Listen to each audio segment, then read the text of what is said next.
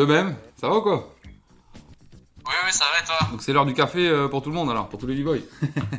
Merci Tom Rock d'avoir accepté cette interview pour B-Boy Knowledge, bienvenue. Apparemment le premier exemplaire de Breakers Magazine, qui est ici, est sold out. C'est une super nouvelle, donc vous êtes reparti pour un numéro 2. C'est tout ce qu'on souhaite à la team Breakers. Une longue vie et beaucoup de succès. Peux-tu te présenter rapidement et nous expliquer quand et comment tu es tombé dans le hip-hop? Ouais, carrément.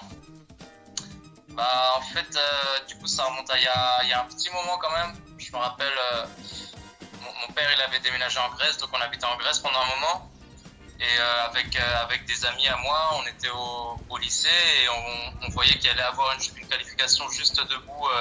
Tu vois, j'avais 14 ans, quoi, 13-14 ans. On a vu qu'il y avait une qualification juste debout à Athènes. Donc on a commencé à demander des salles au lycée et à se chauffer pour essayer de faire des trucs, tu vois. Et du coup, on apprenait le macaque, enfin, des figures comme ça un peu à l'arrache, Ouais. avec l'objectif d'aller au juste debout. Alors qu'on n'avait pas un top rock, on n'avait rien, tu vois. Et au final, bah, personne, tout le monde s'est déchauffé, donc on n'a pas fait le juste debout. Après, j'ai arrêté complètement. Et à 16 ans, on a déménagé de Grèce pour revenir à Paris. Et à Paris, j'ai eu besoin de chercher des activités parce que le retour en France était pas simple dans le cadre dans lequel on est revenu. Donc j'ai eu besoin de chercher une activité pour reprendre des couleurs, quoi, pour chercher un truc. Et du coup, j'avais toujours eu cette attirance pour le break. J'ai vu qu'il y avait des cours à Hôtel de Ville, Paris Centre, donc j'ai fait les cours à Hôtel de Ville pendant un an. Après, j'ai continué avec un petit crew qu'on avait formé avec des potes de mon lycée. Puis ensuite, j'ai commencé mes études dans le génie civil, tout en continuant le break. J'ai fait ça à Montpellier, ensuite retour à Paris, ensuite un peu en Amérique latine. Ensuite, j'ai trouvé un premier travail à Nice, à Monaco. Donc, j'ai continué pendant 2 ans à Monaco. Et ce travail, du coup, dans le génie civil, c'était assez prenant en termes de temps, d'énergie et tout. Voilà, c'était de la conduite de travaux sur gros chantiers et tout, gros œuvres. Donc j'ai décidé que j'avais pas encore vécu assez mon hip-hop parce qu'il y a beaucoup de choses que j'ai pas faites encore et que j'aimerais faire, tu vois. Et du coup, j'ai arrêté de travailler. Ah ouais, carrément, d'accord. Puis, du coup, j'étais en CDD, et du coup, c'était à la fin d'un CDD, j'ai pris mon chômage à la recherche d'idées, de voir ce que j'allais faire. Voilà, l'objectif principal, c'était de reprendre l'entraînement à fond. Voilà, c'était pas suffisant pour moi pour remplir une journée et être fier de ma journée, tu vois. Juste 3 heures d'entraînement par jour, c'était pas suffisant. Donc j'ai cherché, j'ai réfléchi, j'ai eu cette idée d'essayer de créer un magazine. Donc cette idée, elle était inspirée de plusieurs choses, des frustrations, des idées. Voilà, un jour j'ai eu un magazine de surf dans les mains, tu vois, les magazines de surf qui sont beaux, épurés, classe. Et putain, mais la valeur d'un truc comme ça pour un passionné de surf, ça doit être puissant, tu vois. Carrément. Ça doit être puissant d'avoir ça dans les mains. Ça, c'était additionné au fait que moi-même, j'ai très peu d'objets qui relatent de ma passion chez moi. Et au fait que sur les réseaux sociaux, on voit énormément de choses très intéressantes, mais comme c'est sur les réseaux sociaux, on a tendance à l'oublier au bout de 10 minutes. C'est pour ça que je voulais te demander pourquoi tu n'avais pas fait un blog ou un... Mais c'est pour ça que tu n'as pas fait un blog ni un site ou une chaîne YouTube. Tu as voulu faire un truc qui reste dans le temps, quoi. Voilà, moi je voulais vraiment un truc qu'on peut avoir chez soi et qui va vraiment étudier des dossiers vraiment en profondeur. Ouais. Parce que je me suis dit également peut-être que le fait d'avoir un retour au papier, ça va attirer un autre public qui n'est pas composé que de b-boy et de big girl, mais peut-être ça va attirer l'attention des parents d'élèves. Oui. Peut-être ça va attirer l'attention des personnes qui aiment lire des magazines. Et du coup, ça va permettre dans un sens peut-être de démocratiser un peu la culture et de permettre, si les articles sont bien rédigés, de comprendre aux gens qui sont extérieurs à la culture, mais qui voient quand même beaucoup de vidéos, parce que les vidéos de break, je pense que tout le monde en a déjà vu dans sa vie, tu vois. Je pense, ouais. De comprendre un peu ce qui se passe, et même pour les parents d'élèves, de comprendre qu'est-ce qu'ils font quand ils mettent leur élève dans une salle de danse, quoi. C'est pas juste un défouloir, tu vois. Et ce qui est bien aussi, c'est qu'une vidéo... Et on est toujours obligé de faire une vidéo de soit 1 minute pour Instagram, donc un truc rapide, vite fait, ou 5 minutes. Mais moi, souvent, je fais des vidéos qui sont longues, 20 minutes, 1 heure. Ouais, mais ça intéresse pas tout le monde. Moi, après, ça vise ceux qui sont passionnés d'histoire, etc., de la danse. Et effectivement, là, tu peux aller, comme tu dis, plus en profondeur là-dedans que dans une vidéo où tu es obligé de mettre 1 minute 30 pour que tout le monde regarde, sinon les gens ils vont zapper. Là, si le mec a envie de lire, il va lire jusqu'au bout, et effectivement, tu vas aller. Ouais, je vois ce que tu veux dire. C'est plus profond, enfin, c'est Ouais, plus. ouais, ouais. Ouais, ouais, donc c'était ça vraiment l'objectif principal du magazine. Après, il y a beaucoup de choses qui se sont développées. Voilà, c'est vraiment raconter l'histoire de danseurs, danseuses autour du monde, sans faire un truc qui soit vraiment radical break, mais qui soit vraiment lifestyle. Tu vois, c'est la vie des gens en fait. D'accord, ouais. Quelle est la vie des gens qui agissent localement pour la culture et pourquoi ils le font, comment ils le font et en fait quelle est la motivation derrière tout ça parce que on gagne pas d'argent à faire tout ça, tu vois ce que je veux dire? Ouais. Ouais, parce Pourquoi que. on donne autant d'énergie à quelque chose qui au final ne nous rapporte rien? Voilà, c'est un peu la problématique.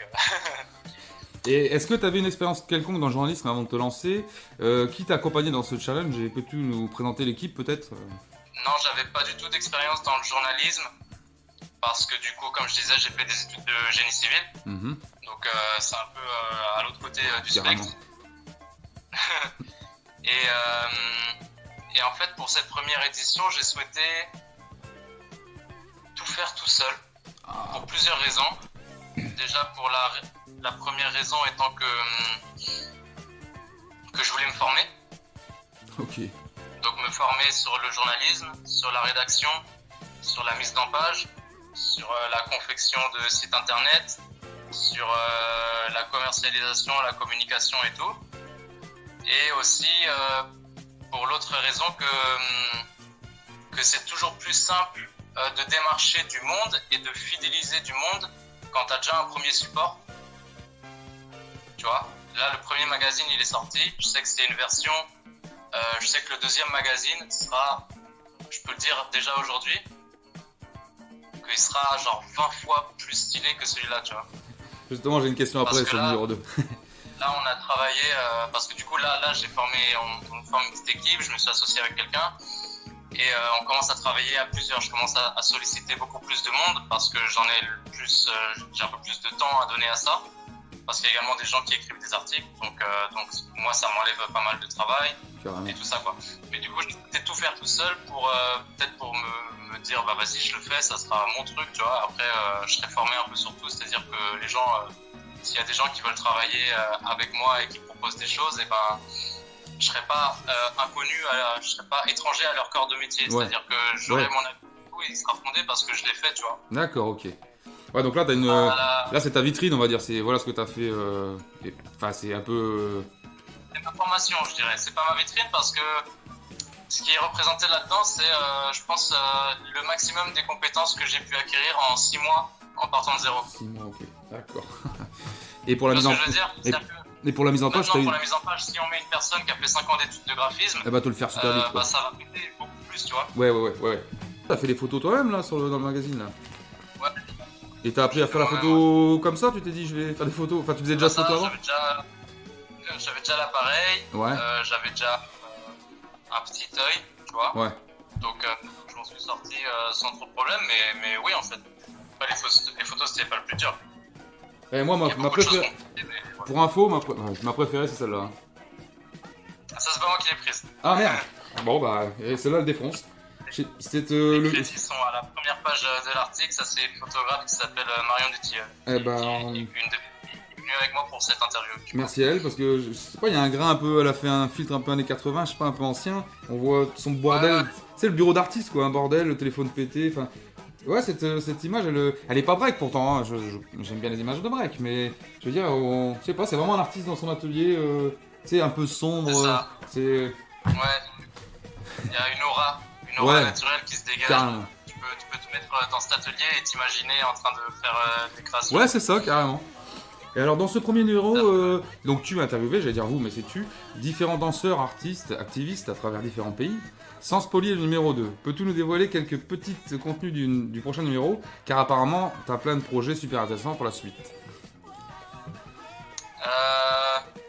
Bah, je vais pas trop donner de blast pour l'instant. Ouais. Mais ça va être vraiment stylé et ça sera très complet également. C'est-à-dire que là, dans le numéro 1, on est beaucoup sur une partie de break français qui représente une scène qui est plus affiliée à tout ce qui est jam. Ça, c'est-à-dire que j'ai l'impression, moi, avec un peu de recul, que j'ai un peu mis de côté toute la partie du break français qui est très addict au power move, tricking et tout ça. Tu vois ce que je veux dire? Ouais. Là, on est quand même, il n'y a pas tout le break qui est représenté à travers cette première édition. Et le but, c'est vraiment de ne mettre personne de côté. C'est-à-dire que même dans la première édition, on parle pas de musique. Ouais. C'est-à-dire qu'on n'a pas de DJ. Bah, vite fait, Arthur, c'est pas ça? Il mixe un peu. Enfin, il fait des prods, non? C'est pas ça?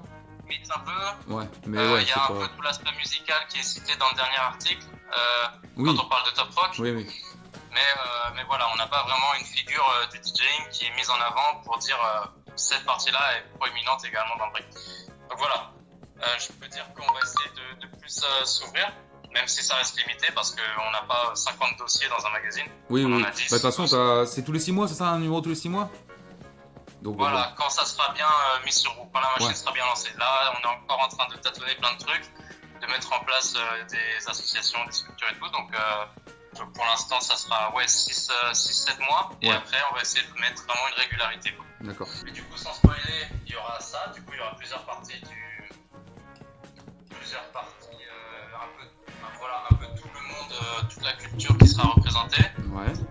Et après, il y aura également des rubriques qu'on reverra. Donc la rubrique découverte, qui était cette première édition sur la Réunion. Ouais. Et ça, c'était franchement, cet article. Voilà. Enfin, tous les articles sont bien faits, mais la Réunion, c'est vrai que t'as été dans. T'as même expliqué par région. Enfin, non, c'était. Enfin, moi, de toute façon, je l'ai avalé dans le train. J'allais à Paris, j'avais 1 heure de train. J'ai avalé aller-retour. Et le portrait qui m'a vraiment. Enfin, après, chacun a son ressenti, hein, mais c'est Big Girl. Copanita. Ouais, c'est ça. Sa vie. C'est ouf. Après, ils ont tous les portraits étaient intéressants, mais celui-là, je m'y attendais pas en fait. J'étais en train de lire mon truc, c'est presque vers la fin. Et puis, tiens, une Big Girl, puis je commence à lire, je vois, j'y allais ça et tout. Franchement, elle, on dirait une série, on dirait le meuf, c'est un film quoi, elle fait des trucs de fou. Ça tue. C'est inspirant, ouais, c'est un scénario. Ah ouais. C'est un scénario le truc. Mais ouais. Donc voilà, il y aura cette rubrique découverte, il y aura la rubrique de discussion aussi. Donc ça sera un sujet différent. D'accord. Donc celle sur les top rock, ça sera un autre sujet avec 4 autres intervenants. Et encore un appel à photo qui va pas tarder, donc soyez connectés parce que ça va arriver d'ici fin octobre. Donc là, l'appel à photo, c'est vraiment, il y a un sujet et tout le monde envoie ses photos. D'accord, t'as un sujet. Et avec les photos de tout le monde, on essaie de faire un montage pour représenter également, voilà, tout le monde qui souhaite avoir sa photo dans le magazine, tu vois. Par exemple, si c'est le training, chacun envoie une photo de training et toi tu fais un petit montage. Ouais, d'accord, ok. Ou c'est Jem ou Battle, voilà. Ok. Des sujets bien précis à chaque fois qui sont également dans la culture, tu vois. C'est peut-être pas proéminent dans la culture, mais là. D'accord. Voilà. Ok. Et avec là c'est le magazine, ça te prend beaucoup de temps, je suppose. Mais est-ce que t'as d'autres projets dans la vie ou liés à la danse ou non? Est-ce que t'as d'autres pour l'instant? Moi, oui, j'ai beaucoup de projets, je travaille sur beaucoup de choses.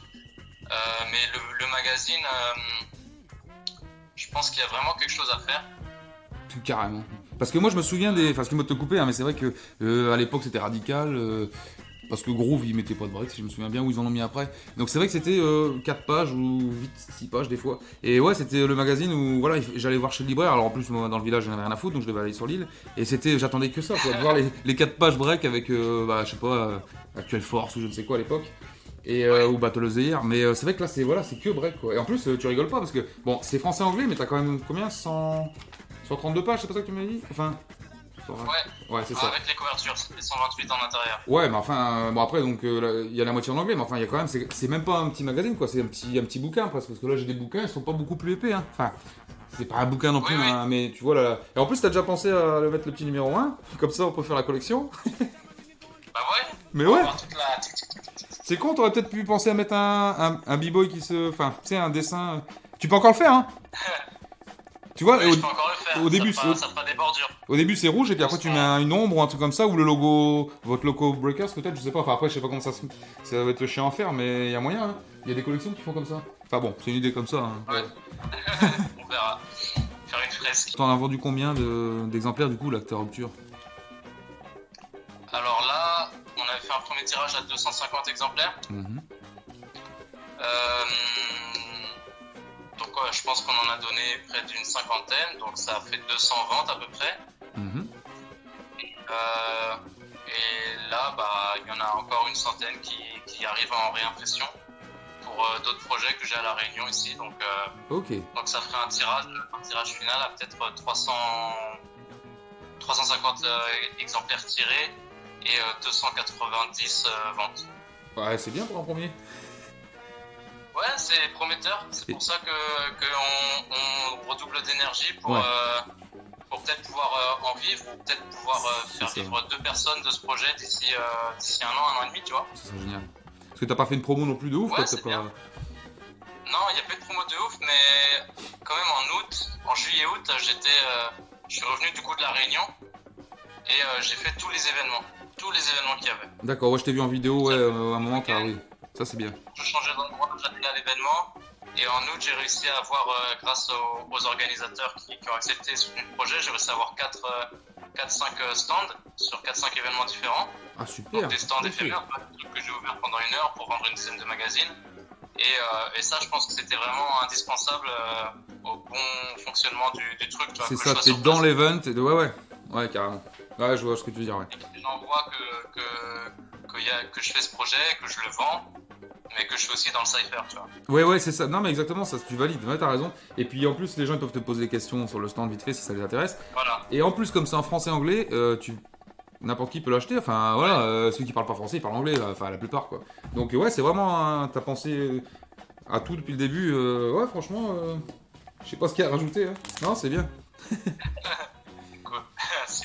Le mot de la fin, si tu souhaites passer un message ou dire quelque chose de particulier à ceux qui nous regardent.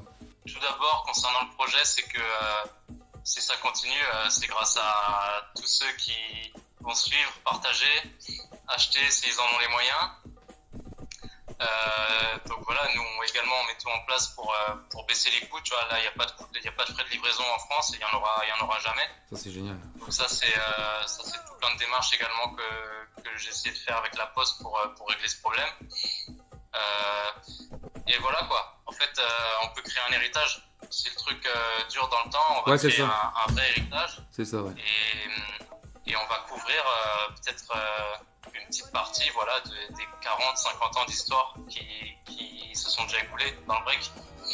En faisant des allers-retours, on va retourner dans le passé, aller explorer les années précédentes, partir aux States s'il le faut, faire des dossiers, c'est ce que je pensais, peut-être si possible, peut-être t'entends un pionnier, un ancien, tu sais. Bon, après tu l'as déjà fait, t'as quelques anciens là-dedans, mais vraiment, ouais, je sais pas, peut-être une fois Mr. Freeze, une fois Storm comme j'ai fait, ou une fois.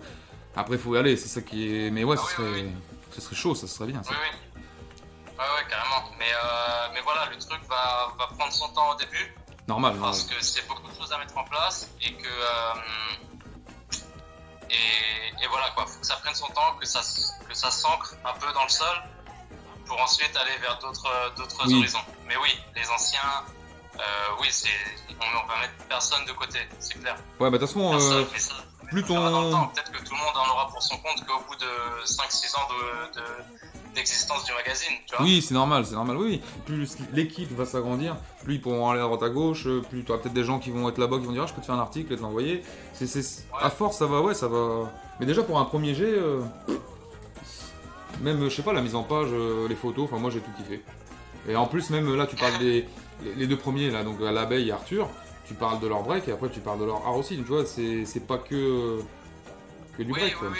C'est pas radical, hein, parce que même avec Campanita, on parle pas beaucoup de break, tu vois. Ouais, c'est vrai, carrément. Top, j'attends le numéro 2 avec impatience. Bon, t'as pas de date pour l'instant, si t'avais prévu une date? Vers février. D'accord, ok. Bah, c'est cool. Exclusivement en financement participatif, maintenant, ça sera plus trop. D'accord. Plus trop des crowdfunding, pour pas que ça soit une nécessité. C'est peut-être un peu de sacrifice pour le début du projet de ne pas se rendre à tous les événements, mais c'est beaucoup de confort pour les années à venir. C'est-à-dire que si les gens attendent de voir le magazine à un événement pour l'acheter, ça va mettre énormément de contraintes. Alors que si dès le début, on se dit, bah écoutez, ce sera que sur internet, ce sera pas des événements, et qu'après on le met à quelques événements quand même, Oui. c'est pas négatif. Si on part du principe que si vous voulez l'avoir, il faut l'acheter sur internet, quand le crowdfunding il commence, ça va simplifier énormément toutes les démarches. Peut-être un peu de sacrifice au début parce que ça fera moins de visibilité, moins d'achats, mais sur le long terme, ce sera plus confortable. Bah, déjà, Toujours vision long. les 300 premiers qui ont acheté, enfin, c'est ceux qui ont acheté le premier, enfin, je pense qu'ils vont acheter le deuxième. C'est déjà qu'ils étaient intéressés. Déjà. Donc, déjà, tu pars sur une base qui va après à s'agrandir, quoi. Moi, j'attends que le numéro 2. Et le crowdfunding, il va être sur le site, il va être sur ton Facebook, il va être sur. Ça sera sur des sites dédiés au crowdfunding, comme KissKissBankBank ou quoi. Ouais. Et après, parce que j'en imprimerai plus que ce qui existe dans le crowdfunding, plus D'accord. que ce qui est demandé dans le crowdfunding. Et du coup, ça sera encore disponible sur le site ou à des petits événements, tu vois. Ok. On verra comment ça se passe. Ça fera des collabs entre événements, entre structures. Pour l'instant, tu veux rester là-bas à la Réunion ou tu sais pas encore? Ouais, pour l'instant, ouais. C'est trop bien ici. Tu m'étonnes. Ça a été l'affaire d'émergence du magazine. Donc ça a été source d'inspiration, je pense, d'une certaine manière. Donc ça le reste encore pour le moment. Ça complique un peu tout le développement en termes de logistique, tu vois. Ouais. Parce que je suis pas sur place pour être aux événements, pour être un peu partout, mais ça me permet peut-être de travailler plus sereinement pour le début, de mettre tout en place. Ouais, puis bon, voilà, t'as le soleil, t'as le paysage, enfin, ça n'a rien à voir, quoi. Il y a le lagon, les bassins, les cascades, les montagnes. Ah ouais. Voilà quoi. Il n'y a pas à se plaindre. Ah, tu m'étonnes. Si tu as quelque chose à ajouter. Prenez soin de vous, réfléchissez sur le long terme, soyez tolérants et briqués. Kiffez, quoi. Eh bah écoute, je te remercie. Bah merci à toi. Ouais. Franchement, pour ton travail et tout également. Ça tue. Bah écoute, ça fait plaisir. Moi, à chaque numéro, de toute façon, j'apprends. Eh bah écoute, je te souhaite une bonne journée. Hein. Profite du soleil que tu as là-bas, parce que nous. Vous, c'est bon, c'est fini. Bah, l'hiver commence là. Cet été, c'était de la merde déjà, donc bon. Donc ouais, profite du soleil que t'as, profite de la détente, profite. Juste les tarifs des magasins, il paraît que là-bas ça flambe, donc malheureusement ton portefeuille il y a peut-être mal, mais au moins le reste. Ouais, mais tu passes moins de temps dans les restaurants, dans les bars et tout, donc au final ça s'équilibre. Bon, nickel, ok. Tu passes plus de temps dans les randonnées et tout. Ah, c'est cool, ok. Et niveau break là-bas, il y a ce qu'il faut aussi, donc c'est très bien. Ah ouais, ça carrément. Cool. Ouais, de ouf. Bon, bah ça marche. Non, c'est très bien. Bah profite bien et puis bah à bientôt, ouais, de rien, merci à toi aussi. Bon après-midi, bon appétit. C'est cool. Salut. Big up. Peace. Ciao.